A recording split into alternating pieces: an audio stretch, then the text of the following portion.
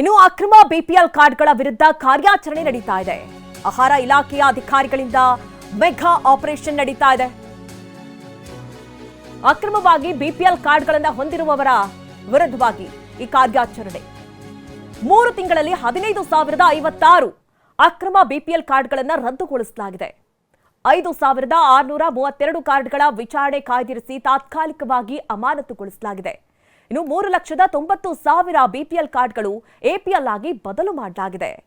4,10,000 BPL ಕಾರ್ಡ್ದಾರರಿಗೆ ಆಹಾರ ಇಲಾಖೆ ಬಿಸಿ ಮುಟ್ಟಿಸಿದೆ. 14 ಲಕ್ಷ ಅಕ್ರಮ ಫಲಾನುಭವಿಗಳಿಗೆ ಆಹಾರ ಇಲಾಖೆ ಶಾಕ್ ಕೊಟ್ಟಿದೆ. ಟಿವಿ9ಗೆ ಆಹಾರ ಇಲಾಖೆ ಕಾರ್ಯಾಚರಣೆಯ ಅಂಕಿ ಅಂಶ ಲಭ್ಯವಾಗಿರೋದು ನೀವು ಸ್ಕ್ರೀನ್ ಅನ್ನು ಕೂಡ ಗಮನಿಸ್ತಾ ಇದ್ದೀರಿ. ಈಗ ಕಳೆದ ಕೆಲ ತಿಂಗಳಿಂದ ಕಾರ್ಯಾಚರಣೆ ಆರಂಭ ಆಗಿತ್ತು. ಸಾಕಷ್ಟು ಜನ ಬಿಪಿಎಲ್ ಕಾರ್ಡ್ಗಳನ್ನ ಹೊಂದಿದ್ದು ಅದನ್ನ ಅಕ್ರಮವಾಗಿ ಬಳಸಿಕೊಳ್ತಾ ಇದ್ರು. ಈ ವಿಚಾರಕ್ಕೆ ಈಗ ಆಹಾರ ಇಲಾಖೆ ದೊಡ್ಡ ಹೆಜ್ಜೆಯನ್ನೇ ಇಟ್ಟಿದೆ.